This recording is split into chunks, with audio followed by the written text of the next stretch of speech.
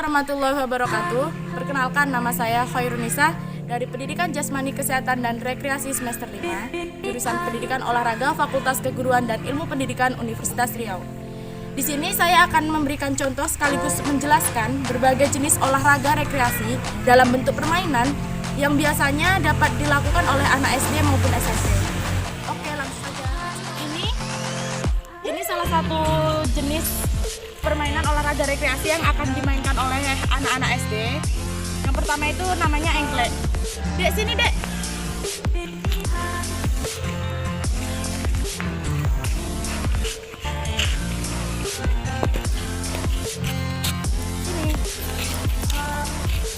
Nah, ini adik-adik saya yang akan membantu saya dalam menjelaskan tentang olahraga rekreasi ini. Nah, olahraga engklek ini dapat dimainkan oleh beregu maupun individu. Kalau beregu, permainannya anggota dalam permainan itu harus genap, misalnya 4. Jadi di regu A ada 2 orang, di regu B ada 2 orang. Mau laki ataupun perempuan bisa digabung. Kalau untuk individu biasanya dimainkan oleh ganjil seperti mereka ini bertiga. Jadi mereka main per individu. Nah, permainannya itu menggunakan halaman yang cukup luas seperti ini. Geser sini deh. Nah, halaman yang cukup luas seperti ini. Nah, ini salah satu bentuk engklek. Engkleknya engklek surat. Sebenarnya engklek itu banyak. Ada engklek orang, ada engklek surat, ada bunga dan lain sebagainya. Tapi yang kita ambil kali ini yaitu engklek surat. Nah, engklek surat ini membutuhkan yang namanya dalam proses mainannya itu namanya gacok. Mana dek gacok kalian? Nah, seperti ini contohnya. Masing-masing orang harus punya satu-satu. Cara mainnya, Mbak Nisa kasih contoh dulu ya. Cara mainnya itu seperti ini. Letakkan gacok ini di posisi pertama. Seperti ini. Tidak boleh terkena dengan garis. Dia melemparkan gacoknya itu tidak boleh melewati garis ini. Seperti ini cara mainnya.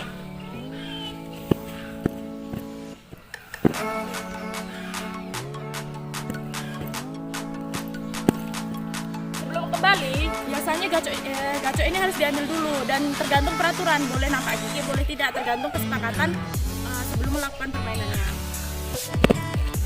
Nah, begitu terus-terusnya sampai ke kepala.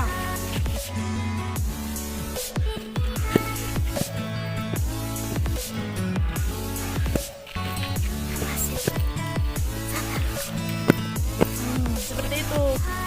Ini mau nyontohin siapa, Mbak Elsa atau Mbak Elsie?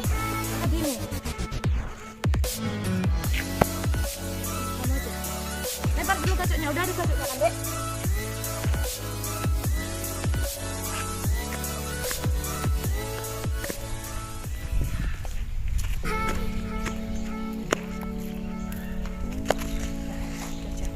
Nah, itu tadi permainan engklek. Nah, permainan engklek ini yang dicari itu daerah kekuasaan atau yang ditandai dengan bintang. Bintang itu misalnya Elsie udah dapat bintang di sini. Nah, bintang yang di sini ini nggak boleh dilewati oleh tim lain ataupun lawan mainnya. Jadi kalau Elsie punya bintang di sini, langsung saja kita ke sini. Yang bintang ini nggak boleh dilewatin. Begitu seterusnya sampai di sini dan di sana. Nah, demikian permainan engklek. Mari kita lanjut ke permainan kedua. Oke, masuk ke permainan kedua, yaitu permainan lomba balap kelereng yang biasanya dimainkan juga oleh anak SD. Biasanya itu untuk memperingati hari 17 Agustus, Hari Kartini, Hari Sumpah Pemuda yang biasanya diadakan oleh desa ataupun sekolah-sekolah. Nah, di sini alat yang digunakan itu ada sendok. Sendok ini sejumlah peserta yang ikut serta dalam perlombaan ini, lomba balap kelereng ini. Dalam permainan ini juga membutuhkan 3 kelereng. 3 kelereng karena peserta yang ikut nanti ada 3. Jadi sekelereng sendok itu sejumlah peserta yang ikut dalam permainan tersebut. Nah, caranya sendok ini digigit seperti ini. Terus kelerengnya ditaruh di sini di atas sendok. Tujuan permainan ini itu membawa kelereng yang ada di atas sendok dari garis start sampai ke garis finish garis finish di sini tanpa jatuh sedikit pun, tanpa jatuh. Kalau jatuh, misalnya jatuh di sini, diulang dari belakang.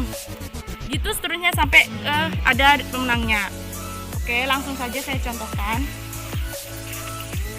Sini, Dek.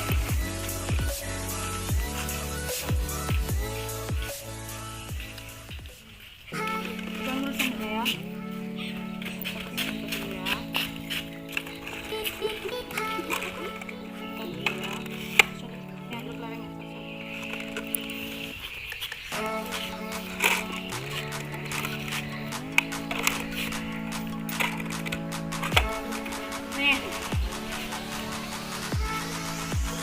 Sendoknya digigit sampai bunyi fluid, tit, baru berjalan ke sana ya.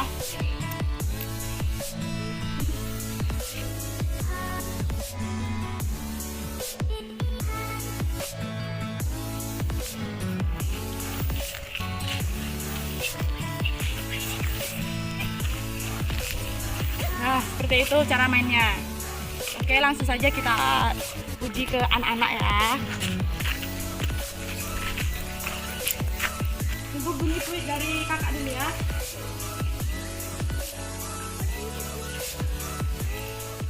Sini geser, bicara. Sini maju lagi. Pegang dulu kelerengnya, nggak apa-apa. Nah, ini di garis. Nah, tunggu ya, dengar fluid, baru mulai.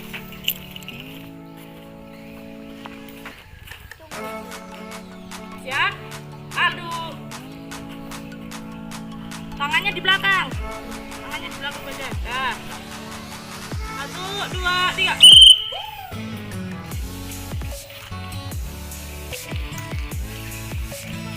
Ayo terus. Yang cepat dia menang. Terus. Lagi finish. Dini jatuh. Ya, kayak gitu cara mainnya. Berarti yang menang Mbak Elsie ya. Mbak Elsie dulu yang menang karena Mbak Elsie dulu sampai ke garis finish. Sementara Dini tadi kelerengnya jatuh. Nah, mari kita lanjut ke permainan ketiga. Nah, permainan ketiga dan keempat nanti ini biasanya akan dimainkan oleh anak-anak SMP. Nah, anak-anak SMP itu yang saya akan jelaskan itu permainan kelereng. Kalau dalam bahasa Indonesia itu kelereng. Biasanya dalam bahasa Melayu atau daerah sini itu disebut dengan guli. Nah, guli ini hanya membutuhkan halaman yang lumayan luas seperti ini. Ini gambar permainannya yang disebut permainan ular itu seperti ini. Sebenarnya permainan kelereng ini banyak. Ada ular, ada kepala babi, ada segitiga, ada lingkaran, lubang dan sebagainya. Nah, ini garis ini fungsinya ketika untuk menembak atau untuk menembak dari target sasaran itu pemain harus punya yang satu, yaitu namanya gacok. Nah, gacoknya itu harus melewati garis ini. Nah, garis ini. Melewati garis ini dileparnya. Jadi untuk menembak itu tidak boleh kurang dari garis ini untuk ke arah sasarannya, target sasarannya.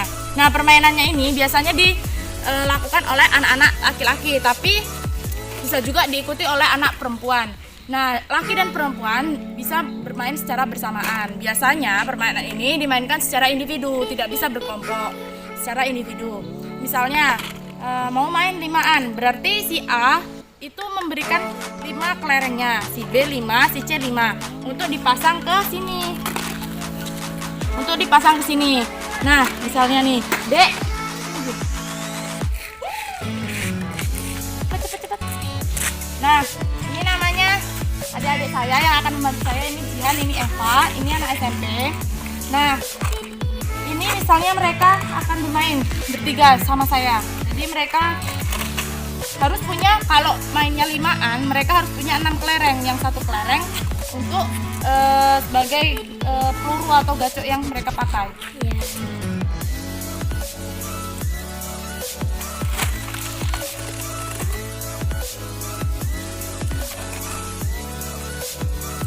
Nah, langsung aja dipasang 5-an. Kita pasang di sini.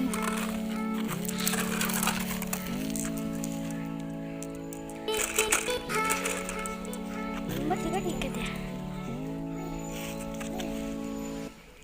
Nah,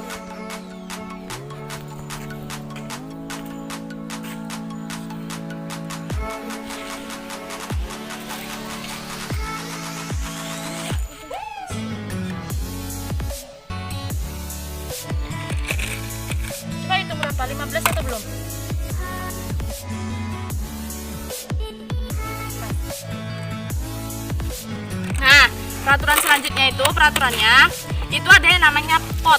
Pot itu jarak seberapa yang harus mereka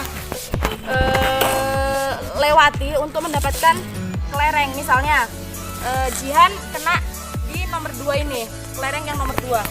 Nah, terlempar tembakan, dari tembakan dia terlempar di sini. Jadi garis potnya itu diukur dari kepala ular ini. Nih, diukur dari kepala ular. Misalnya sesuai perjanjian 3 potnya itu 3 luar.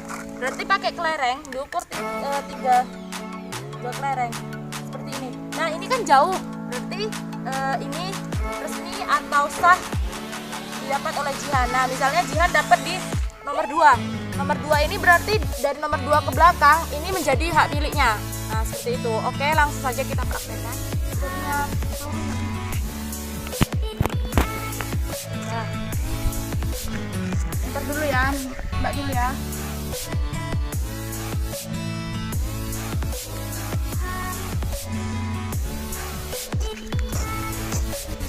Nah, di sini siapa yang melempar dengan jarak terjauh itu yang main pertama. Nah, di sini karena yang paling jauh itu saya, jadi saya akan main pertama. Ini saya yang pertama, baru Jihan yang kedua, baru Eva. Nah, caranya langsung saja tembak ke arah target atau ular.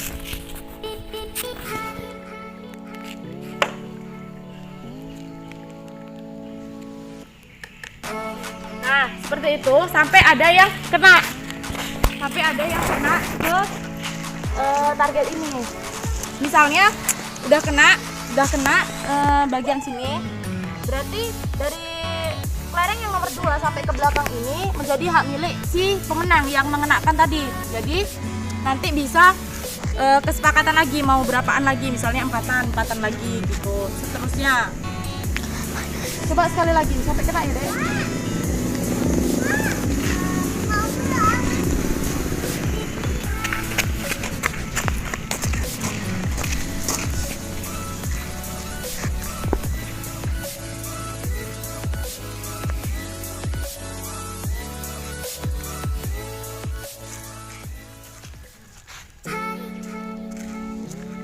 Nah, seperti itu.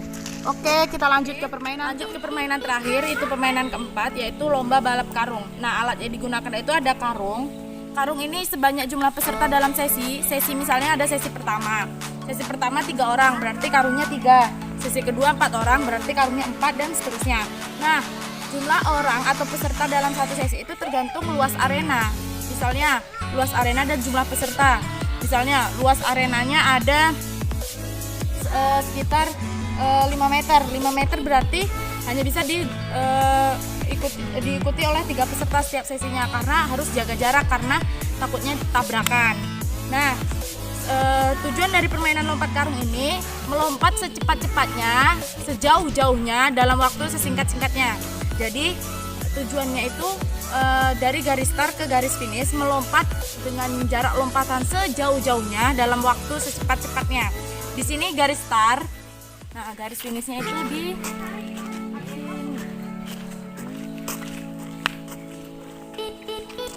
Nah, ini garis finishnya. Oke, langsung saja akan saya contohkan.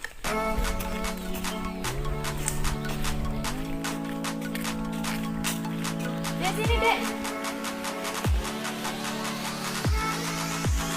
Nah, ini saya contohkan ya. Ketika fluid dibunyikan baru dipakai karungnya.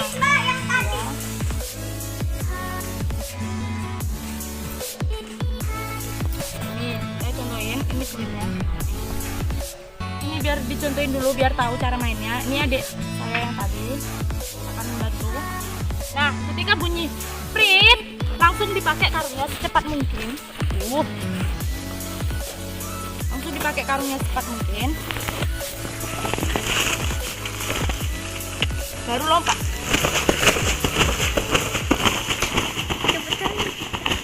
Sampai ke garis finish. Orang pertama yang masuk di garis finish itu adalah pemenangnya. Langsung diuji coba ke adik-adik ya.